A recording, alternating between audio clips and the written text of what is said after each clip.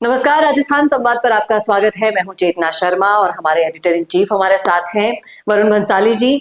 आज हम आपको बताएंगे कि नरेश मीणा अगर 2028 की तैयारी कर रहे हैं तो किन किन सीटों पर उन्हें फोकस करना चाहिए। चलिए जानते हैं। नरेश मीणा 2028 में अगर इन 10 सीटों पर चुनाव लड़ते हैं, अपने समर्थकों को चुनाव लड़वाते हैं, तो उनकी जीत पक्की हो सकती है। और जो उनका सपना है कि 5-6 सीटें निकाल लाऊंगा तो मुझे भी कुछ मिल जाएगा, वो भी पूरा हो जाएगा। तो आइए शुरुआत करते हैं। कौन सी सीट से शुरुआत करेंगे सर? देखिए, नरेश मीणा ये कहते हैं मैं जीतू ना जीतू लेकिन तुमको हरा तो सकता हूं।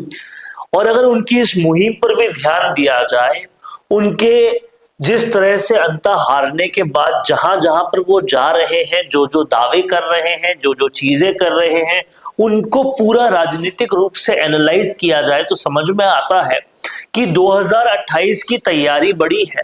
भगत सिंह सेना बनाना, फिर प्रशांत किशोर से मिलना, फिर लगातार दौरे करना, हारने के बाद भी बिल्कुल रुकना नहीं, बयानों पर बयान देना, अशोक चांदना से लेकर टीकाराम जूली से लेकर अलवर तक के जो महाराज माने जाते हैं उन तक से सीधा सीधा दुश्मनी लेना, ये बताता है कि 2028 की तैयारी पूरी है। और बहुत जगह से चैलेंज वो देने वाले हैं।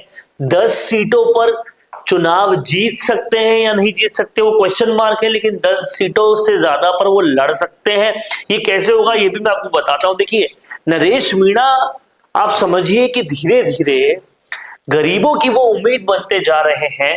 जहां वो उन्हें कांग्रेस बीजेपी के इतर एक बड़ा ऑप्शन मान रहे हैं। वागड़ में जिस तरह का काम राजकुमार रोत कर रहे हैं, वैसा ईस्टर्न राजस्थान में कोई चाहिए, उस जगह को भरने का काम नरेश मीणा तेजी से कर रहे हैं। और इसीलिए कांग्रेस बीजेपी का जो ऑप्शन देख रहे हैं, उस तौर पे वो 10 सीटें जहां नरेश मीणा चुनाव लड़ सकते हैं, उन्हें समझना जरूरी होगा।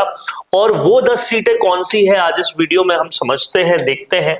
और कहीं ना कहीं ये 10 सीटें जो है उनको देखना बेहद जरूरी है। तो ये 10 सीटें मैं आपको बताता हूं कि कौन सी हो सकती है।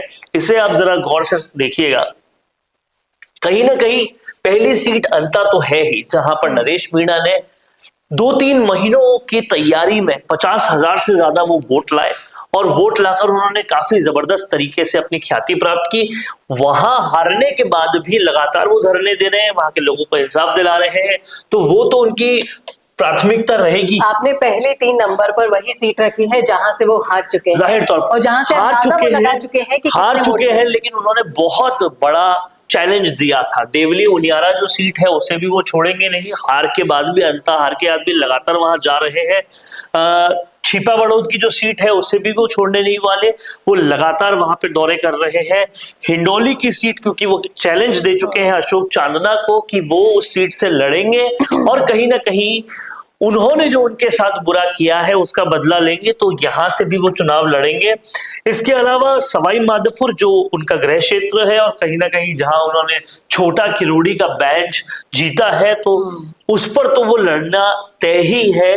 इसके अलावा दौसा, क्योंकि वहां मीणा समाज के लोग काफी है, लेकिन वहां जनरल समाज भी एक दबदबा रखता है, लेकिन हनुमान बेनीवाल के साथ से और धीरे धीरे वो अपने साथ के दायरे बढ़ा रहे हैं। आजाद समाज पार्टी के साथ से वो दौसा पर भी अपना क्लेम करेंगे। अलवर के पास जो राजगढ़ पड़ती है, क्योंकि टीकाराम जूली को सीधा चैलेंज कर रहे हैं और डोटासरा को चैलेंज कर रहे हैं, भंवर जितेंद्र सिंह को चैलेंज कर रहे हैं, वो पूरे अलवर को अपना मानते हैं। तो अलवर ग्रामीण की राजगढ़ लक्ष्मणगढ़ की जो सीट है उस पर भी वो कब्जा चाहेंगे। लालसोट पर भी वो कर सकते हैं। टोंक के एमपी जहां अभी हरीश मीणा है, वहां सांसद की सीट पर भी वो क्लेम ले सकते हैं।